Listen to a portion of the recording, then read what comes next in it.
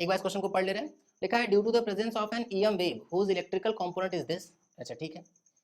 A cylinder of length 200 centimeter holds certain amount of EM energy inside it. If the another cylinder of same length but half diameter than previous one holds same amount of electromagnetic energy, the magnitude of the electric field of the corresponding EM wave should be modified as।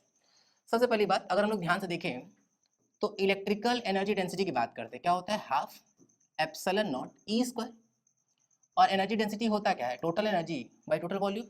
तो अगर हम लोग total energy की बात करें तो क्या हो जाएगा half epsilon not E square into में वॉल्यूम, और वॉल्यूम कुछ और नहीं क्या होता है एरिया इंटू लेंथ हो जाएगा। क्या बोला जा रहा है कि another wire of same length but of previous one hold same amount of EM energy ना, दोनों की एनर्जी सेम है।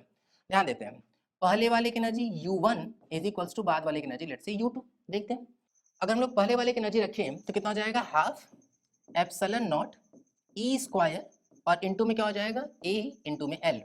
यहाँ पे ई जो है वो है इलेक्ट्रिक फील्ड का एम्पलीट्यूड, आरएमएस वैल्यू नहीं, एकदम ध्यान देना है। यहाँ ये जो ई है वो इलेक्ट्रिक फील्ड का एम्पलीट्यूड है, ठीक। ये U2 की बात करते हैं, इसका हम लोगों को इलेक्ट्रिक फील्ड पता लगाना है तो हाफ एप्सिलॉन नॉट, पता नहीं कितना इलेक्ट्रिक फील्ड, उसको हम लोग एक्स मान लेते हैं, एक्स का स्क्वायर। फिर ध्यान देते हैं लिखा है अनदर सिलेंडर का लेंथ बिल्कुल सेम है, तो लेंथ बिल्कुल सेम टू सेम, तो लेंथ सेम। फिर क्या बोला गया है कि बट हाफ डायमीटर, डायमीटर आधा, ध्यान रखना है प्रश्नों में जानबूझ के हम लोग को बहकाने के लिए, बेवकूफ बनाने के लिए, टाइम खराब करने के लिए डायमीटर डायमीटर बोल देते हैं। डायमीटर का किसी तरह का चेंज रेडियस के चेंज के बराबर होगा, मतलब अगर डायमीटर किया गया हाफ तो रेडियस भी हाफ, डायमीटर डबल तो रेडियस भी डबल। ये बहुत हम प्रीवियस वीडियो में बता चुके हैं कई बार, और ये बात बार बार क्लासेस में भी बताई जाती होंगी भाई, बहुत इंपॉर्टेंट है। डायमीटर आधा तो जो रेडियस होगा वो भी आधा हो जाएगा। फिर से हमें दिखा दे रहे हैं, मान लेते हैं कि डायमीटर जो है वो है 8, रेडियस होगा 4, है ना, क्योंकि आधा हो जाएगा उसका। अब क्या किया गया कि डायमीटर को कर दिया गया हाफ, डायमीटर को जैसे ही हाफ करेंगे तो जो नया डायमीटर होगा वो 4 हो जाएगा। अगर वो डायमीटर के हाफ से रेडियस निकाले तो कितना आ जाएगा 2, क्लियरली ये भी आधा हो गया कि नहीं। तो जैसा चेंज रेडियस के साथ वैसा डायमीटर साथ, जैसा डायमीटर साथ वैसा ही रेडियस के साथ, ठीक है। तो अगर डायमीटर को किए हैं हाफ तो रेडियस भी हाफ, एरिया क्या होता है पाई आर स्क्वायर, तो पाई आर स्क्वायर बाई में 4, और यहाँ वाला एरिया तो हम लोग पाई आर स्क्वायर लिख ही सकते हैं ना भाई, तो pi R square L, pi R square L, half epsilon cut गया।